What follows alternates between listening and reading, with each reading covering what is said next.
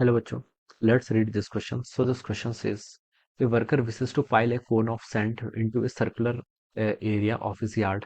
The radius of the circle is smaller. No sand is to spill out to the surrounding area. If nu is the static coefficient of friction between each layer of the sand along the slope and the sand, the greatest volume of the sand that can be stored in this manner. ठीक है, कितनी greatest volume क्या कर सकते हैं आप store कर सकते हो वो आपको यहाँ पर कैलकुलेट करके बताना है। तो देखिए बच्चों, इस क्वेश्चन का की कॉन्सेप्ट आप क्या लिख सकते हैं। The key concept of this question देखिए बच्चों, एंगल ऑफ रिपोज लिख लीजिए। क्या लिख लीजिए आपका angle of repose will be the key concept of this question. Angle of repose देखिए बच्चों आप कैसे डिफाइन करते हैं।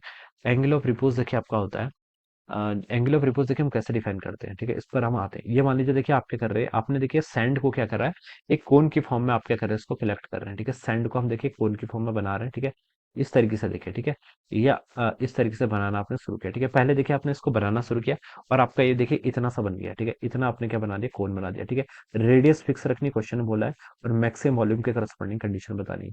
ये इसके रेडियस आर ये करेगी आपकी फिक्स रहेगी। ठीक है, ये क्वेश्चन में हमें बोल रखा है। ठीक है, फिर देखिए आपने और सैंड पार्टिकल डाले। ठीक है, सैंड पार्टिकल और डालेंगे तो इसकी देखिए ऐसे क्या करते रहेगी, हाइट इसकी इंक्रीज होती रहेगी और फाइनली आपका ऐसा हो गया। ठीक है, फिर आपने और सैंड पार्टिकल डाले, फिर ये आपका यहाँ तक पहुंच गया, इसकी हाइट इस तरीके से यहाँ पर से हो गई। ठीक है, फिर देखिए बच्चों आपने और सैंड पार्टिकल डाले और फाइनली हो गया। ठीक है, अब देखिए बच्चों, अब आप इससे एक भी ज्यादा पार्टिकल डालेंगे तो ये आपका कोन क्या हो जाएगा, टूट जाएगा। ठीक है, इसकी मतलब ये क्या हो जाएगा आपका, जो आपका यहाँ पर क्या बना है, पाइल ऑफ कोन बना है, ये क्या हो जाएगा आपका, इसकी ज्योमेट्री डिस्ट्रॉय हो जाएगी। ठीक है, तो देखिए बच्चों, इस कंडीशन में हम क्या बता सकते हैं। मान लीजिए आपने एक पार्टिकल डाला, इसकी मास कितना है आपका, mg के इक्वल है। ठीक है, एक फोर्स आपका मास m है तो उस पर mg फोर्स लेगा।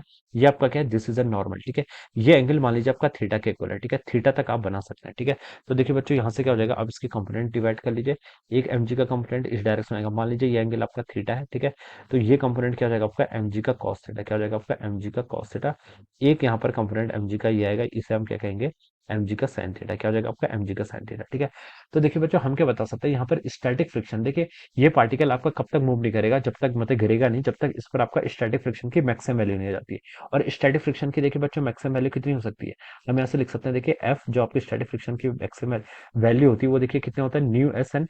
न्यू क्या आपका coefficient of static friction into N. N क्या होता है आपका, नॉर्मल, जो कि यहाँ पर एम जी कॉस थीटा के इक्वल है। ठीक है, तो अगर ये स्टेशनरी है तो हम बता सकते हैं जो फ्रिक्शन होगा और एम जी साइन थीटा होगा, ये एक दूसरे को बैलेंस कर रहे होंगे। ठीक है, तभी तो यहाँ पर पार्टिकल को रुका हुआ है। ठीक है, फ्रिक्शन यहाँ से कितना हो जाएगा, देखिए बच्चों आपका एम जी साइन थीटा, और मैक्सिमम वैल्यू है तो इसके करस्पॉन्डिंग आप यहाँ पर लिमिटिंग वैल्यू लिखेंगे तो इक्वलिटी होल्ड कर जाएगी, और इनइक्वलिटी का साइन हम हटा देंगे तो आपका एम जी कॉस थीटा के इक्वल हो जाएगा।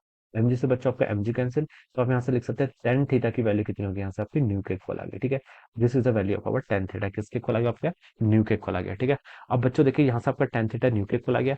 अब इस ट्रायंगल में अगर हम देखें, ठीक है, तो देखिए ये वाली डिस्टेंस कितनी है आपकी, आर के इक्वल है। ये डिस्टेंस आपकी आर है और यहाँ से लेकर यहाँ तक की जो इसकी हाइट है वो कितनी है, एच के इक्वल। ठीक है, तो बच्चों टेन थीटा को आप कैसे डिफाइन कर सकते हैं, टेन थीटा हो जाएगा आपका परपेंडिकुलर बाय बेस। परपेंडिकुलर देखिए कितना आपका एच और बेस कितना आपका आर के इक्वल। ठीक है, ये आप यहाँ से इसको डिफाइन कर सकते हैं। ठीक है, और आपको देखिए वॉल्यूम बतानी, तो बच्चों देखिए आप टेन थीटा यहाँ से किसके इक्वल, आपका न्यू के इक्वल है, तो आप इसको न्यू के इक्वल पुट कर लीजिए, और हाइट को आप यहाँ से क्या लिख सकते हैं, आर इंटू न्यू के इक्वल। अब आपको वॉल्यूम बतानी, मैक्सिमम वॉल्यूम कितनी होती है, देखिए कोन की वॉल्यूम होती है आपकी 1/3 पाई आर स्क्वायर इंटू एच के इक्वल। ठीक है, तो यहाँ से देखिए आपका पाई आर स्क्वायर बाय 3 तो ऐसे रहेगा, एच को आप रिप्लेस कर लीजिए किससे, आर न्यू से। ठीक है, तो इसको मल्टीप्लाई करेंगे तो बच्चों कितना हो जाएगा आपका, पाई बाय 3 न्यू और आर क्यूब के इक्वल हो जाएगा। ठीक है, तो ये आपका आंसर हो जाना चाहिए 1/3 mu pi r cube. So this would be the volume. ठीक है, ये क्या हो जाएगा आपकी मैक्सिमम या फिर ग्रेटेस्ट वॉल्यूम हो जाएगी। ठीक है, सो this would be the answer of this question. तो बच्चों देखिए आपका बी ऑप्शन से मैच कर गया, तो बी ऑप्शन क्या होगा इसका right answer. So I hope you all understood this concept. All the best and thank you so